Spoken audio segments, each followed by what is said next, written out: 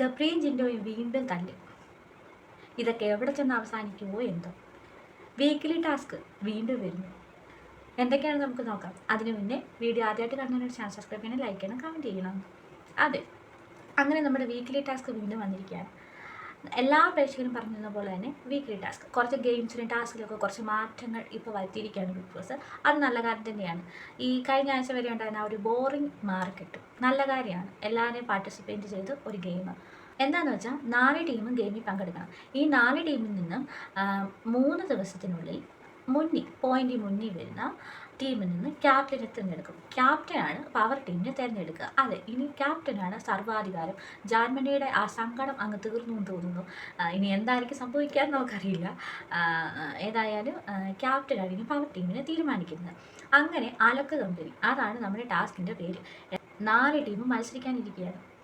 തുണികൾ കഴുകി ഉണക്കി അതിൽ എന്തെങ്കിലും കേടുപാടുകളുണ്ടോ എന്നൊക്കെ സ്റ്റിച്ച് ചെയ്ത്, ഇനി കീറിയതൊക്കെ കൊണ്ട് സ്റ്റിച്ച് ചെയ്ത് തേച്ച് കൊടുക്കണം.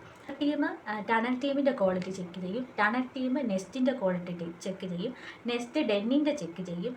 ഡെൻ ടീം പവർ ടീമിൻ്റെ ചെക്ക് ചെയ്യും.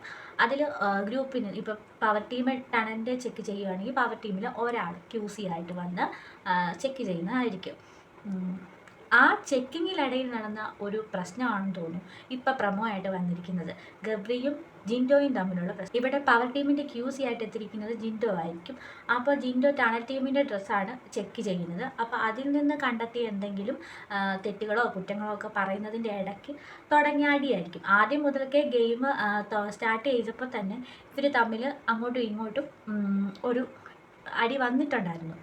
ട്രിഗർ ചെയ്യാനൊക്കെ ഒരുപാട് നോക്കുന്നുണ്ടായിരുന്നു ജിൻഡോയെ. ഏതായാലും തമ്മിൽ അങ്ങോട്ടും ഇങ്ങോട്ടുമുള്ള രൂക്ഷ അടിയാണ് നമ്മൾ പ്രമോയിൽ കാണുന്നത്. ഏതായാലും ഇത്തരം ഒരു ഗെയിം ചെയ്തത് നന്നായി. കാര്യം വീക്കിലി ടാസ്ക് അത് നല്ലതാണ്. അല്ലാതെ ഇങ്ങനെ നിന്ന പവർ ടീമിൽ തന്നെ വീണ്ടും വരാനുള്ളൊരു ചാൻസ് ആയി പോകും. അല്ലാതെ നമ്മൾ ഈ ഗെയിം കളിച്ച് വരുമ്പോൾ 3 ടീമിൽ നിന്നും പിന്നെയും പവർ ടീമിനോട് മത്സരിക്കുന്നു. വീണ്ടും പവർ ടീമിൽ ജയിച്ചാൽ അവർ തന്നെ അടുത്ത ആഴ്ചയിലാകും. അതിൽ നിന്നൊരു വ്യത്യാസമായിട്ട് 4 ടീമും മത്സരിച്ച് അവരിൽ നിന്ന് തിരഞ്ഞെടുത്ത് ക്യാപ്റ്റനെ തിരഞ്ഞെടുത്ത് അവരിൽ നിന്ന് പവർ ടീമിനെ തിരഞ്ഞെടുത്ത് അത് നല്ലൊരു ഐഡിയ തന്നെയാണ്. ഏതായാലും നമുക്കതിൻ്റെ വിശേഷങ്ങളൊക്കെ ഇനിയും കാണാം. അതിൻ്റെ വിശേഷങ്ങളൊക്കെ ആയിട്ട് ഞാൻ ഇനിയും വരുന്നതായിരിക്കും. അതുവരെ ബൈ.